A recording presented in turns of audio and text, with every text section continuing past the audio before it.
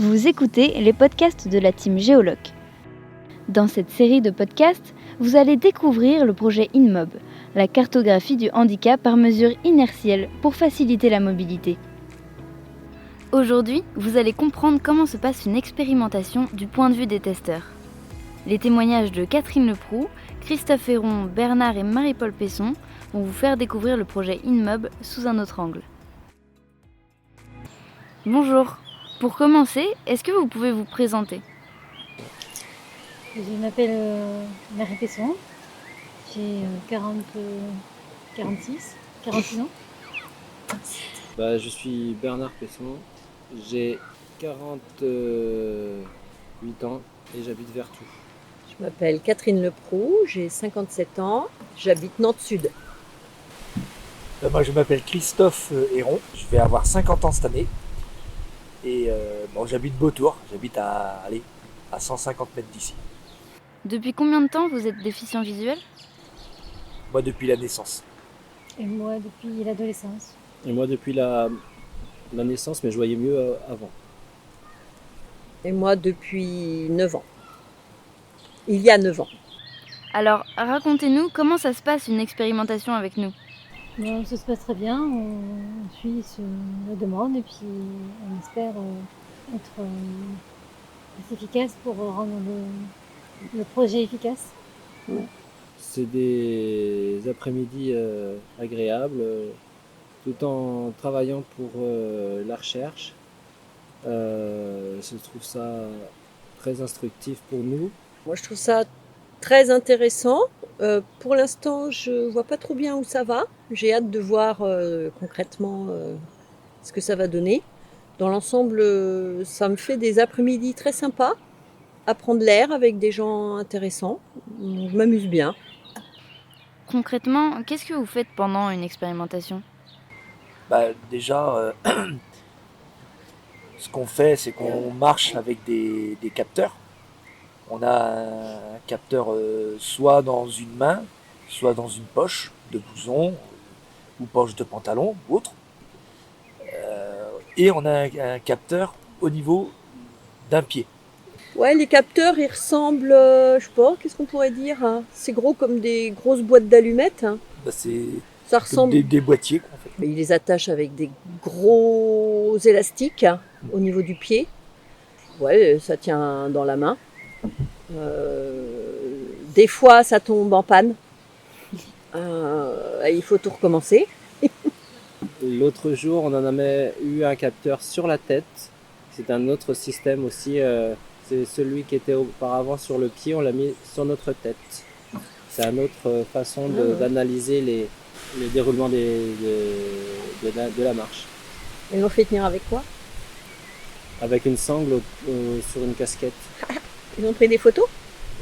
Oui, une vidéo aussi. Oui, c'est vrai qu'on est filmé en même temps qu'on marche. Et ça vous dérange ça d'être filmé ou pas ? Non. Nous avons donné notre accord auparavant. Oui. Donc. Oui. Enfin. Mais je crois que la tête est coupée. Ouais. Donc. Oui, on est anonymisé. Hein.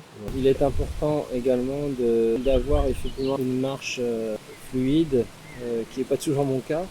Et donc je suis un cas assez spécifique apparemment pour eux. Et c'est une richesse aussi sans doute pour eux parce que je suis unique. Et comment vous ressentez l'exercice ? Est-ce que c'est facile, compliqué ? Il faut être concentré pour ma part. Et après, à la fin de la journée, on est quand même fatigué.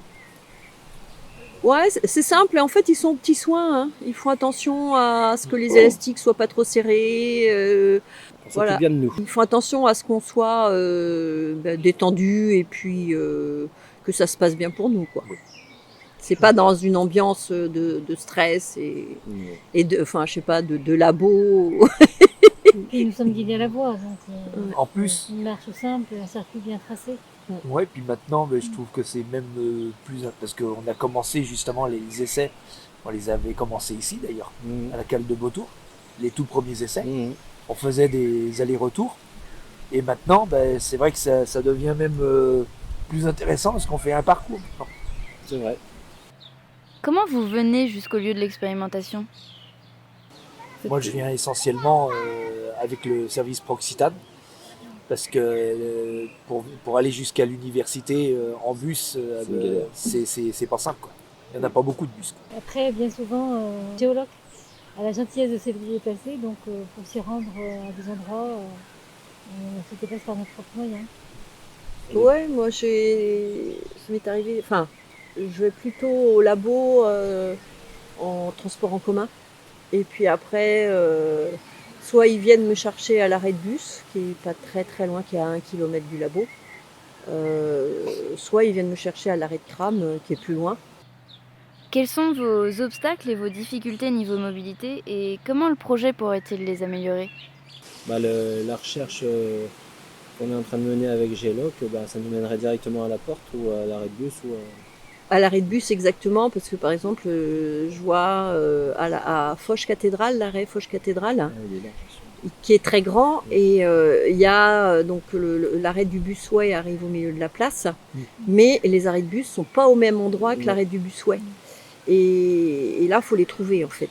Et il n'y a pas très très longtemps, j'ai un peu cherché, parce qu'il n'était pas visible, quoi. Je le voyais pas, il était trop loin. Ils sont cachés derrière les bâtiments pour certains. Ou ils sont dans ils sont dans la rue d'à côté. Et, perpendiculaire à la place. Voilà. Et ça, c'est des choses que l'application pourrait vraiment nous aider, quoi. Qu'est-ce que vous vous imagineriez faire avec une solution comme celle d'InMob ?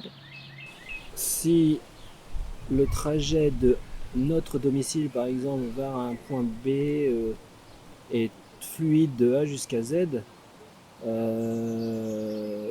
avec cette application-là, c'est sûr qu'on pourra aller se rendre partout sans réfléchir sur comment on y va, finalement, dans un certain sens. Ou est-ce qu'on a besoin d'être accompagné ? Quel temps je dois mettre pour y aller ? Est-ce que je dois si j'arrive pas à me déplacer tout seul, est-ce que je vais réserver Proxitane ou demander à quelqu'un de m'accompagner avec sa propre voiture ? C'est des stress en moins de pouvoir savoir éventuellement le trajet et qu'il y a une fluidité de A jusqu'à Z. Et plus de liberté, du coup. Voilà, donc plus d'autonomie. Est-ce que vous pensez être suffisamment informé sur le projet en général ? Sur où est-ce qu'il en est au jour J, par exemple, on vous parle ? Non. Okay. Moi, ça me choque pas qu'on ne sache pas véritablement. Mais c'est ça. Au jour le jour. Après, il y a une fois par an un récapitulatif. Il y en a eu un vers le mois de mai-juin l'année dernière. Oui. Là, ils nous ont dit qu'il y en aurait un en septembre. Ouais. Au moins qu'on soit mis au courant de l'évolution chaque année, c'est bien. Oui. Et est-ce que vous utilisez d'autres solutions de géolocalisation au quotidien ? Précisément comme ceux qu'ils envisagent d'être faits par le labo, il n'y en a pas. Non. Parce que c'est pas au mètre près, c'est à 3, 4 ou 5 mètres près. Ouais. Non, il n'y en a pas. Donc ça m'arrive d'en utiliser pour voir où est-ce que je suis dans Nantes ou dans d'autres villes, dans la rue, quoi. Mais c'est pas fiable. Hein. Eh bien, merci à tous pour ce moment et ces réponses, et à bientôt. Merci d'avoir écouté cet épisode. Vous êtes intéressé pour participer à une expérimentation ou vous voudriez simplement nous poser une question ? N'hésitez pas à nous contacter via notre page web. Le lien est présent dans la description de cet épisode.